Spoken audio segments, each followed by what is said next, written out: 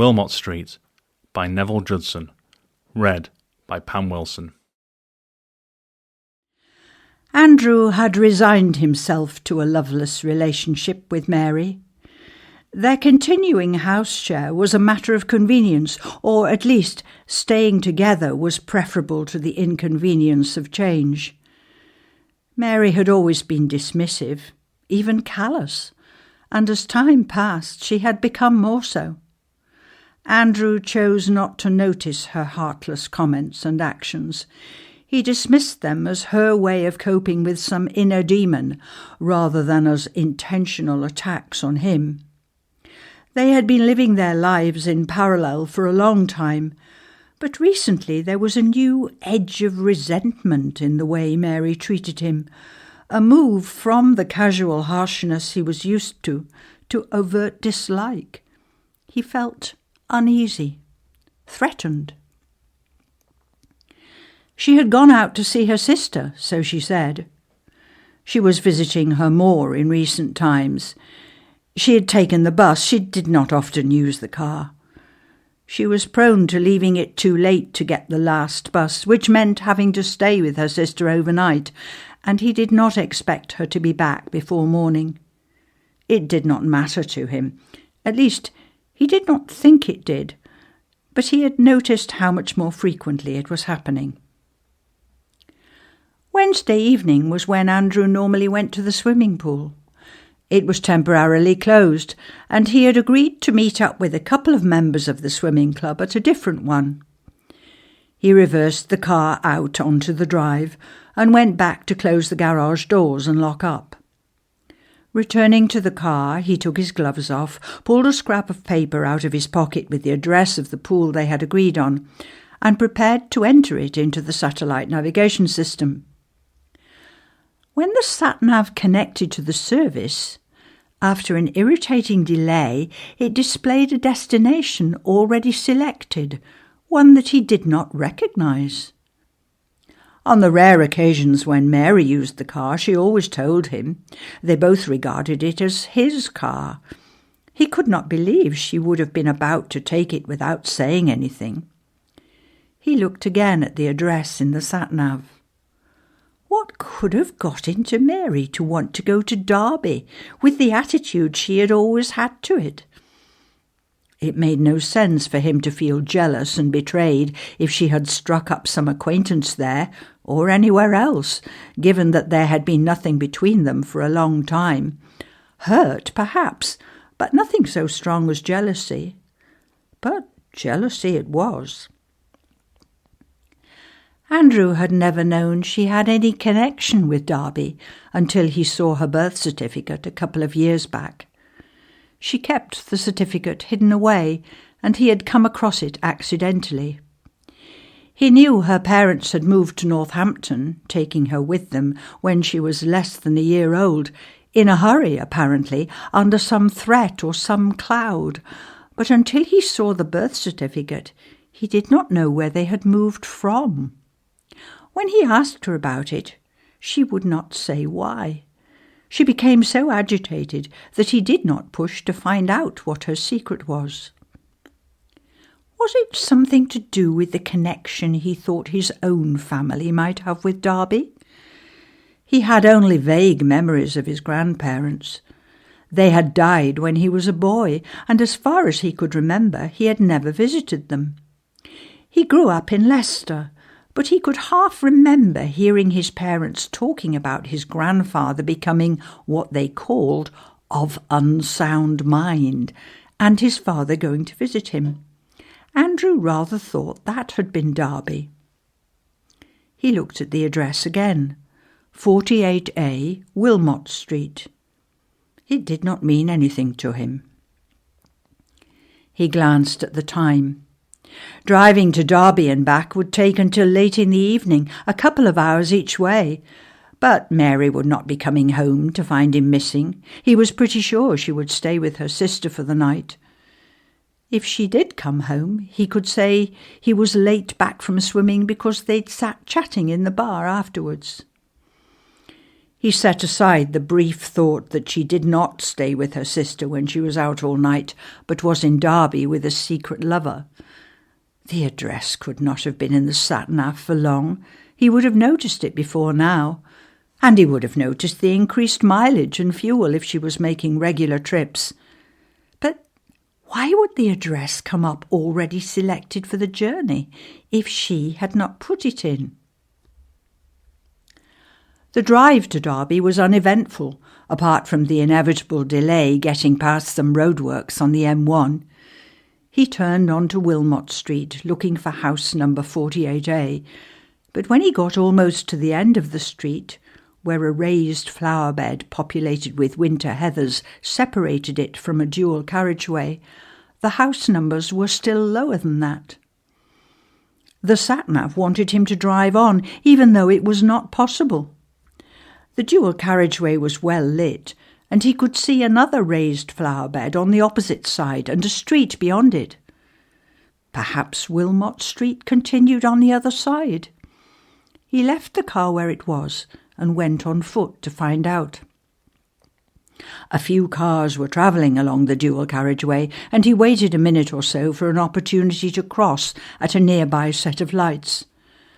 Once across the road, he walked back to what he hoped might be a continuation of Wilmot Street. It was, or that is, it became Wilmot Street West. There were no houses at this end of Wilmot Street West, just a few business premises on one side and a car park on the other. He walked to the far end and found a house numbered 101. Convinced he must have walked right past 48A without noticing it, he returned to the dual carriageway, looking again as he went, and crossed back to the car.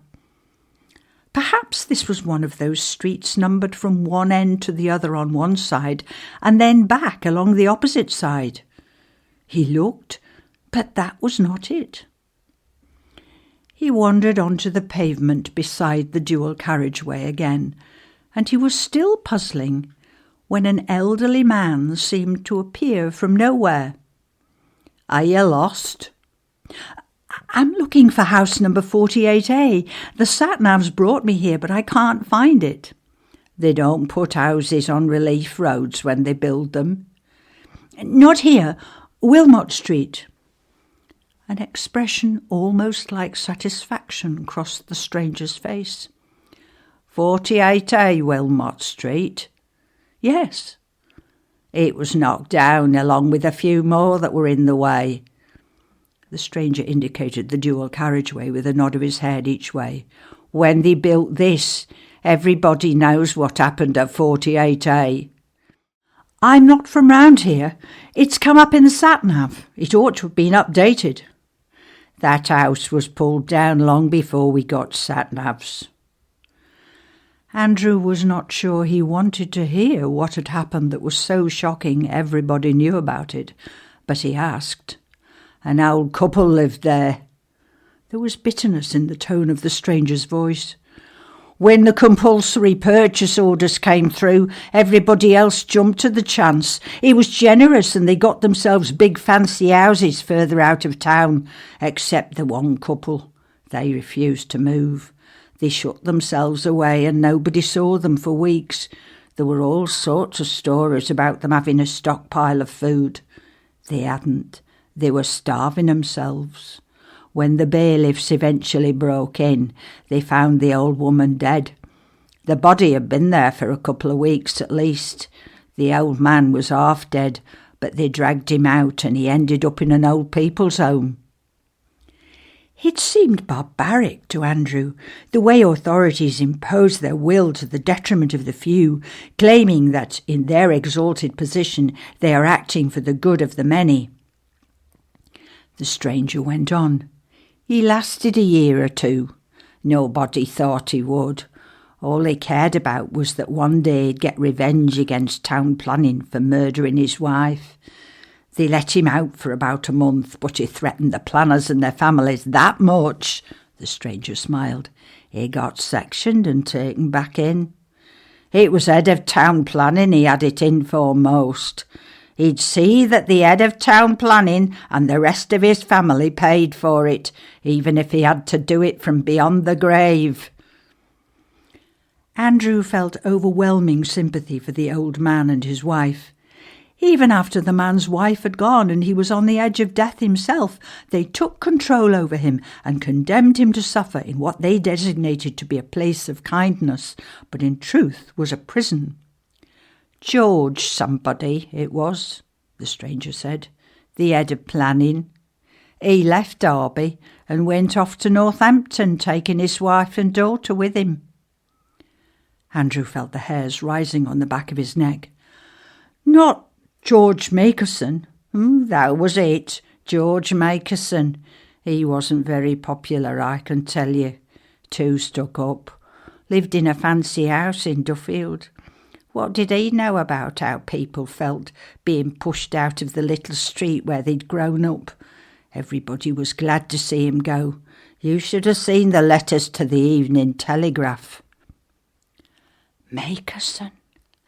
Mary's maiden name. Andrew turns away from the stranger. He glances over his shoulder, intending to say something polite rather than running away saying nothing. But the stranger has already gone. He must be more nimble than he looked, thinks Andrew. He hurries back to the car, starts the engine, turns the car round and sets off for home. His mind drifts as he drives down the middle lane of the near-empty motorway. He tells himself that Mary must have got hold of the Wilmot Street address and put it into the sat-nav for some simple, unremarkable reason. It would have to be more than curiosity for Mary to drive to Derby. It was not in her nature to drive that distance. She thought twice about taking the car as far as the shops. Even if she did decide to go, she would have entered the address when she was ready to set off. She would not have put it into the sat-nav and then locked the car up, left it in the garage and gone off to see her sister for the night. Somebody else must have entered the address. But who? And how? The car was always kept locked and in the locked garage. Did he do it himself? Has he had some sort of mental blackout? Has he been sleepwalking? Since 48A Wilmot Street does not exist, why did the sat-nav accept it as a valid input? He has never thought of himself as superstitious. He has certainly never believed in malign spirits. Now he is convinced that some unseen force has been at work. Did the sat-nav take him to Derby to hear the story of the old man and woman? Or has it lured him away so that something terrible can happen at home while he is absent? Something that might be happening now. His mobile phone beeps as a message comes in. It is from Mary. He touches the car entertainment screen to get it read out automatically. Came home early. See you in the morning. She is all right now, but it will be another hour before he gets home. Something bad is going to happen. He cannot shake off a growing belief, for no obvious reason, that the old man and woman who had lived at 48A were his own grandparents. If only he had asked the stranger the names of the old couple, why did he not think to do that? In the rear-view mirror he glimpses a single flash of blue light some way behind, 1/2 a mile maybe. He looks at his speedo, 86 miles an hour. He does not press the brake pedal, but lets his speed die to about 68.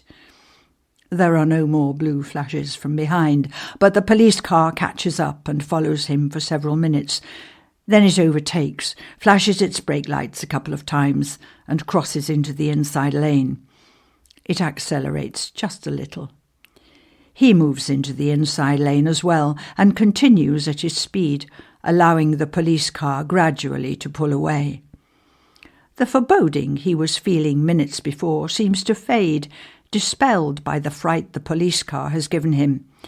He persuades himself that his anxiety came from baseless superstition, and he relaxes a little. It is only minutes before he starts to think about the way Mary's behaviour is blighting his life. Who but someone pushed towards insanity would drive halfway into the night just to investigate a surprising address in the sat-nav? Who but someone not quite sane would fear the evil power of a stranger beyond the grave? But if it was not a total stranger, if it was his own grandfather, he feels resentment rising.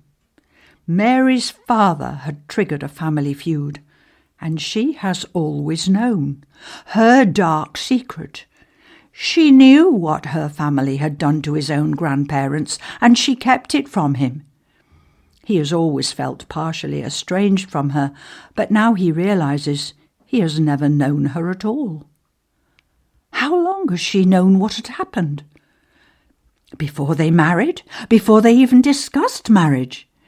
She had been the one who made the first move when they met at a party. Did she know even then? Did she single him out to achieve some cruel family revenge because her parents had been shunned and exiled? The final revenge would be his. He almost overshoots the turn home off the motorway, and he takes it with a screech of tyres. It is not far to the house.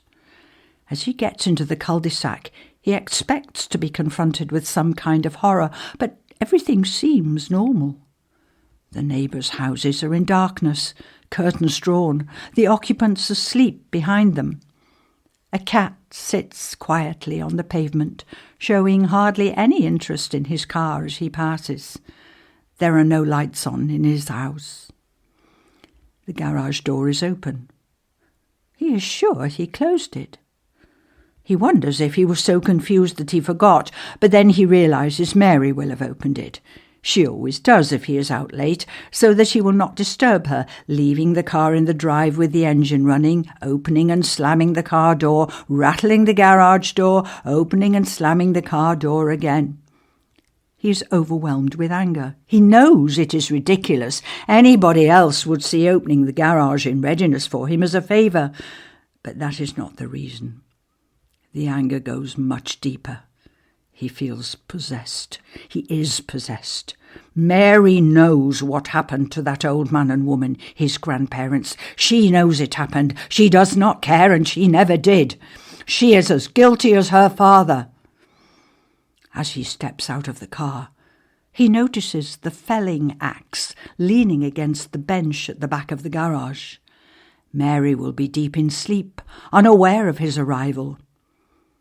He picks up the axe and goes quietly into the house. 100 miles away, the stranger smiles.